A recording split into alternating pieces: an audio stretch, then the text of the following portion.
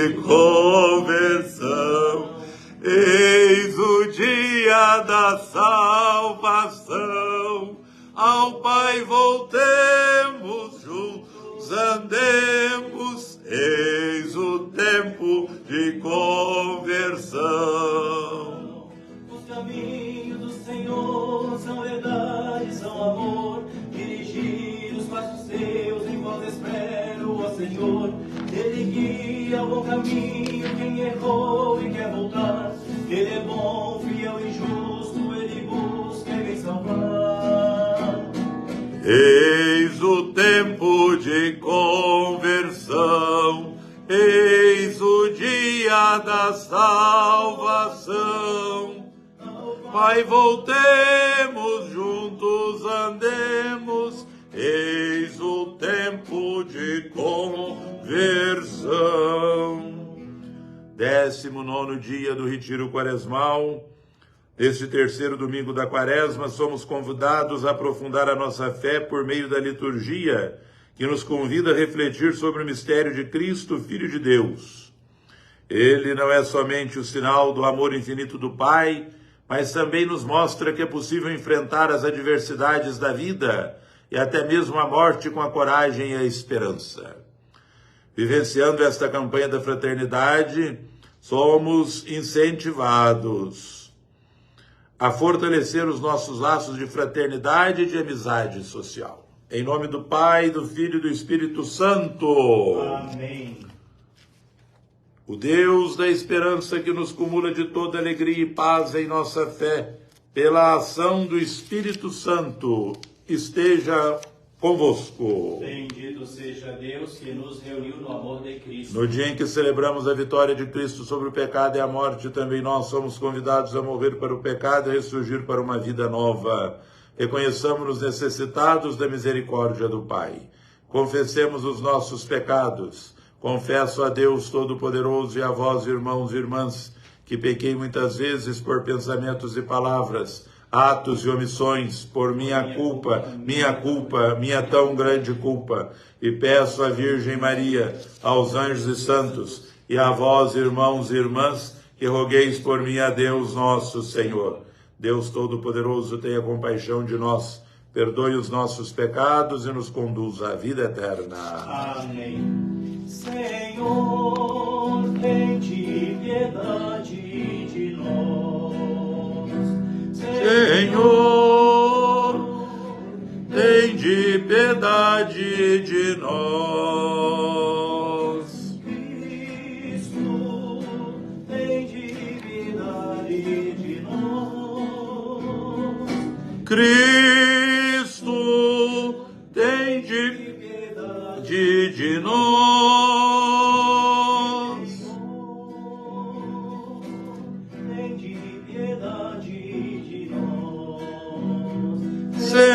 Senhor, tende piedade de nós. Oremos. Ó Deus, autor de toda misericórdia e bondade, que indicastes o jejum, a oração e a esmola como remédio contra o pecado, acolhei benigno esta confissão da nossa humildade, para que, reconhecendo as nossas faltas, sejamos sempre regenerados pela vossa misericórdia. Por nosso Senhor Jesus Cristo, vosso Filho, que é Deus e convosco vive e reina, na unidade do Espírito Santo, por todos os séculos dos séculos. Amém. Glória e louvor, glória e louvor, glória e louvor a vós, ó Cristo. Tanto Deus amou o mundo que lhe deu seu Filho único. Todo aquele que crê nele há de ter a vida eterna.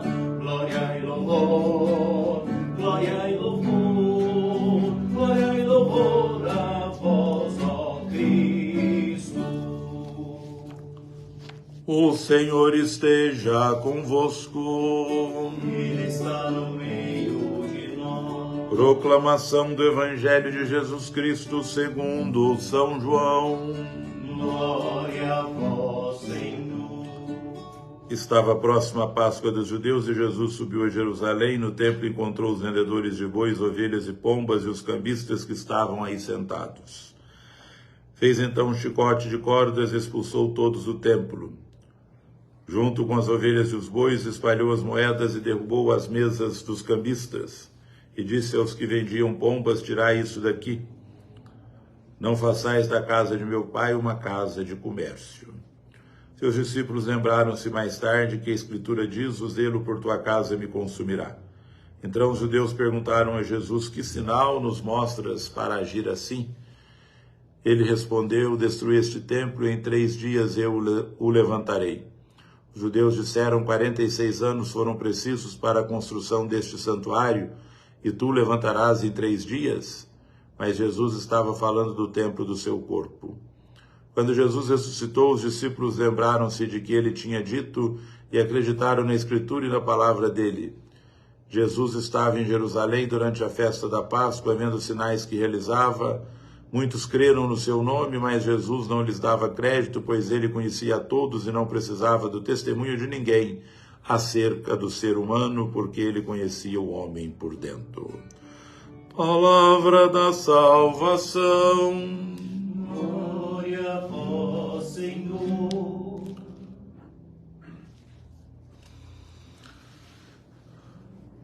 Tirai isto daqui, não façais da casa de meu pai uma casa de negociantes. Destruam esse templo e em 3 dias eu o levantarei. João 2,19. Eis a mensagem central do trecho do Evangelho que ouvimos agora no 3º domingo da Quaresma, do ciclo B, do ano litúrgico B. Esse episódio, narrado por todos os evangelistas, é teológico, evidentemente, mas comporta uma dimensão histórica. Isso porque se sabe hoje que esse episódio de Jesus expulsando os vendedores do templo está na origem da prisão de Jesus e na causa da sua condenação. Mas por que essa versão de João em lugar da de Marcos, o evangelista do ano B? Simplesmente porque São João, que situa o evento no início da missão de Jesus, dá precisões importantes para a igreja do primeiro século e para a igreja de hoje, que não encontramos em Marcos e nos outros evangelistas, que situa o evento justamente antes da prisão de Jesus, da sua paixão e da sua morte. Este trecho evangélico, então, seja qual for o lugar em que os evangelistas se situam, retoma sem dúvida o gesto histórico de Jesus no momento de uma peregrinação a Jerusalém, um gesto que lhe custou a vida. Por outro lado, como é uma narrativa composta após a Páscoa, trata-se de uma releitura teológica de um evento histórico verdadeiro. Para nós que relemos essa narrativa, que devemos reter como mensagem? Jesus, um revolucionário, Jesus, como profeta, se opôs abertamente ao poder religioso, civil e político de seu tempo, e o templo é a representação fiel desse tipo de poder. O templo de Jerusalém era para os judeus o lugar da presença de Deus. Ele era gerenciado pelos sacerdotes e pelos avós, e eles faziam um comércio um tanto lucrativo. Cada judeu deveria ir em peregrinação ao templo de Jerusalém ao menos uma vez na vida, para oferecer sacrifícios a Deus. Havia mesas de cambistas, pois a moeda imperial era rechaçada. Os ricos obtinham bois, a classe média ovelhas, e os pobres compravam pombas ou pombinhos, mas todos ofereciam sacrifícios a Deus. Que Jesus, em peregrinação com seus amigos, havia denunciado abertamente esta prática é mais do que acreditável. É sem dúvida o que permitiu às autoridades arrestá-lo e condená-lo à morte. Então podemos situar esse evento alguns dias antes da sua prisão, um anúncio da paixão de Jesus. São João faz alusões à paixão de Jesus nessa narrativa, fazendo um chicote de cordas para expulsar os vendedores do templo. João 2,15, o evangelista anuncia o chicote com que Jesus, o novo templo de Deus, será flagelado ao momento da sua paixão. João 19:1. Tirando as moedas dos cambistas, João 2,15, e dos vendedores de ovelhas, João 2,14, podemos ver o anúncio que Jesus, ele mesmo, será vítima de um tráfico absolutamente indigno da casa de Deus, pois ele, o verdadeiro templo, o Cordeiro Pascal, será vendido por 30 moedas, que Judas voltará para jogar no templo, sujando-o definitivamente. A idolatria e a exploração dos pobres. Como diz verdadeiramente o teólogo Charles Rachman, é o mesmo sopro libertador que inspira os preceitos do Decálogo, da primeira leitura de hoje, de Êxodo 20, de 1 a 17, os 10 mandamentos, e a narrativa joânica dos vendedores expulsos do templo. Nos dois casos, os batizados de ontem e de hoje são chamados a livrar-se do culto dos ídolos, que ameaça incessantemente escravizá-los. A lei. Após ter libertado seu povo da escravidão do Egito, Deus lhe oferece a maneira de alcançar no dia a dia de sua liberdade. É dessa forma que nós devemos compreender o Decálogo e os 10 mandamentos. Portanto, o bezerro de ouro não está longe. Preferindo o ídolo morto ao Deus vivo, o povo judeu reproduz os seus próprios rangos de servidão, o que denuncia a lei divina. Desrespeito dos pais, morte, adultério, furto, falso testemunho, luxúria. O coração da lei, o penhor de uma autêntica libertação, é o reconhecimento do Deus único, o amor de seu nome e a observância do Sabat. No Evangelho, confundindo comércio e religião, os contemporâneos de Jesus transformam um templo em casa de tráfico. João 2,16. Jesus quer libertar esses homens de uma imagem perversa de Deus. Se ele pega especialmente os vendedores de pombas, João 2,16, é porque esses vendedores exploravam descaradamente os fiéis mais pobres, e isso é inaceitável. Ainda hoje, nos acontece de deformar o rosto de Deus quando o utilizamos para esmagar e explorar as pessoas carentes, para condenar ou para excluir os feridos da vida, os marginalizados. O homem religioso tende a sacralizar livros, tradições, instituições, prédios, ritos e doutrinas, enquanto na Bíblia os únicos sagrados são Deus e o próximo.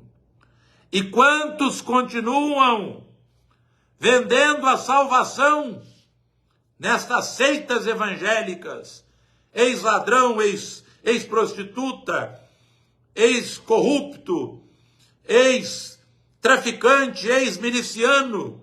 Eu conheci a palavra de Deus, eu pago o dízimo e posso tudo. Mudam de mulher como trocam de roupa. Não respeitam a sacralidade matrimonial. Esquecem a lei de Deus, o desrespeito aos pais, a morte, o adultério, o furto, o falso testemunho, a luxúria, em nome unicamente de uma salvação que é um comércio, de uma salvação que não abre as portas do céu para nós. Não podemos encerrar Deus num templo de pedras e de tijolos. O único caminho até Deus, a sua verdadeira casa entre os homens, é o seu Filho feito homem. Jesus de Nazaré revela ao mesmo tempo a eminente dignidade de todo ser humano e a humildade de um Deus que, no encontro com todos os ídolos, se apaga no dom que ele faz de si próprio. A pedido das autoridades judaicas para que Jesus lhes explicasse seu gesto, que sinal nos mostras para agires assim? João 2,18, Jesus responde: destruam este templo e em 3 dias eu o levantarei. João 2,19. Jesus revira não somente as mesas, mas também a maneira de reencontrar Deus. Deus não está mais encerrado num templo de pedras, ou de pedras, mesmo se fosse preciso 46 anos para construí-lo. O novo templo de Deus é o Cristo, que levou 3 dias, três dias para levantar-se, para ressuscitar. E esse templo hoje são os cristãos de todos os tempos, que são eles mesmos o corpo de Cristo ressuscitado. Isto significa que o Cristo de São João dessacralizou os templos de pedra para sacralizar os templos de carne, os humanos que levam neles mesmos o Deus vivo. E para estar mais seguro de se ter bem entendido, o evangelista João diz explicitamente: mas o templo que Jesus falava era o seu corpo, João 2:21. Escândalo para uns e loucura para outros. É evidente que a fé católica repousa sobre um evento paradoxal e estratégico. A morte e ressurreição de Jesus, ainda mais porque se trata de uma morte por crucifixão. Era a pena de morte infligida aos bandidos, aos assassinos, aos malfeitores. Então é um escândalo para os judeus de São Paulo, e é pura loucura para os pagãos. 1 Coríntios 1:23. É por isso que não dá para separar o crucificado do ressuscitado, pois o Cristo Messias é o poder de Deus e a sabedoria de Deus por causa da Páscoa, por causa do crucificado ressuscitado. O que quer dizer que São Paulo estaria escandalizado de ver hoje essa devoção popular que se desenvolveu após ele, ao redor de Jesus crucificado e ensanguentado, sem referência à sua ressurreição? É isso que esses tradicionalistas, que acham que sabem falar latim, estão fazendo. Um Jesus só morto, um Jesus só na cruz, não um Jesus ressuscitado. E isso é heresia, isso é blasfêmia. Não existe a nossa fé sem um evento paixão, morte e ressurreição de Jesus Cristo. Sim, Jesus foi crucificado, mas ele está ressuscitado. E as nossas cruzes devem significá-lo. Estou convencido de que os representantes de Cristo ressuscitado com a cruz atrás correspondem mais à teologia dos primeiros cristãos que contemplavam a cruz, no entanto, à luz da Páscoa, à luz do brilho da ressurreição.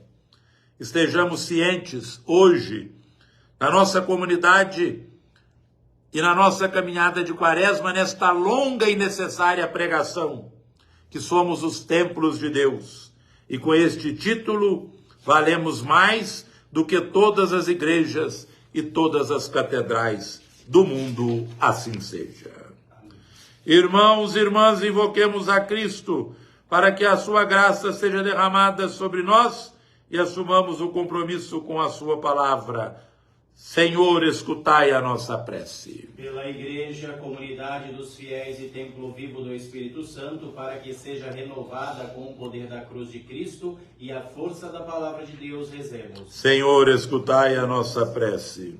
Pelo Papa e por todo o corpo eclesial, do qual Cristo é a cabeça, para que tenham perseverança na missão de evangelizar, rezemos. Senhor, escutai a nossa prece. Pelas autoridades chamadas a exercer o serviço do bem comum, para que busquem incansavelmente edificar uma sociedade ordenada segundo os preceitos de liberdade e vida proveniente dos 10 mandamentos, rezemos. Senhor, escutai a nossa prece. Pelos cristãos, para que sejam presença solidária junto às pessoas que sofrem e testemunhem com a vida o amor incondicional de Jesus até a cruz, rezemos. Senhor, escutai a nossa prece. Por nossa comunidade, cada um de nós, em especial nós que participamos deste retiro quaresmal, para que no dia a dia saibamos ser consequentes com as palavras de Jesus expressas no lema da campanha da fraternidade: vós sois todos irmãos e irmãs, rezemos. Senhor, escutai a nossa prece.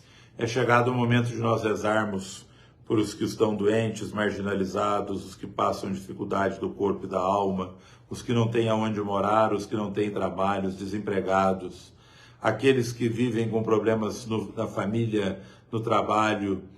Para que Deus ajude a todos os que passam dificuldades, rezemos. Senhor, escutai a nossa prece. Pela saúde do doutor Paulo Roberto Belato, pela saúde de Dom Carmo João Roden, pela saúde do doutor Gilson Amâncio, para que todos eles e os doentes possam, confortados por Cristo, obter a saúde do corpo e da alma, rezemos. Senhor, escutai a nossa prece. É chegado o momento do nosso 19º dia do Retiro Quaresmal, de colocarmos diante de Deus aquilo pelo qual nós estamos tirando este tempo para deserto, oração, meditação e santificação. Peçamos. Senhor, escutai a nossa prece. Oremos, ó Deus, tende piedade da vossa igreja em oração, escutai os corações que se voltam para vós, para que não falte o vosso auxílio aos que participam dos vossos divinos mistérios. Por Cristo nosso Senhor. Amém. Rezemos com amor e confiança a oração que o Senhor nos ensinou. Pai nosso que estais no céu, santificado seja o vosso nome. Venha a nós o vosso reino, seja feita a vossa vontade, assim na terra como no céu. O pão nosso de cada dia nos dai hoje, perdoai-nos as nossas ofensas, assim como nós perdoamos a quem nos tem ofendido, e não nos deixeis cair em tentação, mas livrai-nos do mal. Ave Maria, cheia de graça, o Senhor é convosco, bendita sois vós entre as mulheres, bendito é o fruto do vosso ventre, Jesus. Santa Maria, Mãe de Deus, rogai por nós, pecadores, agora e na hora de nossa morte. Amém. Glória ao Pai, ao Filho e ao Espírito Santo. Como era no princípio, agora e sempre. Amém. Vitória. Tu reinarás, ó cruz, tu nos salvarás. Vitória, tu reinarás, Ó cruz, tu nos salvarás. brilhando sobre o mundo que vive sem tua luz. Tu és o sol fecundo de amor, de paz, ó cruz. Vitória, Tu reinarás. ó cruz, tu nos salvarás. Vitória, Tu reinarás. Ó cruz, tu nos salvarás. o Senhor esteja convosco. Ele está no meio de nós. Dirigi, Senhor, nós os pedimos os corações dos vossos fiéis e concedei benigno a vossos servos a graça de, permanecendo no amor a vós e ao próximo, cumprir plenamente os vossos mandamentos. Por Cristo nosso Senhor. Amém. E a bênção de Deus Todo-Poderoso, Pai, Filho e Espírito Santo, desça sobre vós e permaneça para sempre. Amém. Em nome do Senhor, e de em paz, e o Senhor vos acompanhe. Graças a Deus. O nosso corpo é templo do Espírito Santo. Você agora vai pegar e refletir de novo, à luz da nossa pregação, o Evangelho de João, capítulo 2, versículo de 3 a 25, e refletir nos próximos 15 minutos como que o seu corpo é templo do Espírito Santo. Louvado seja nosso Senhor Jesus Cristo. Para sempre seja louvado. Até amanhã, se Deus quiser, um santo domingo, uma abençoada noite com saúde e paz.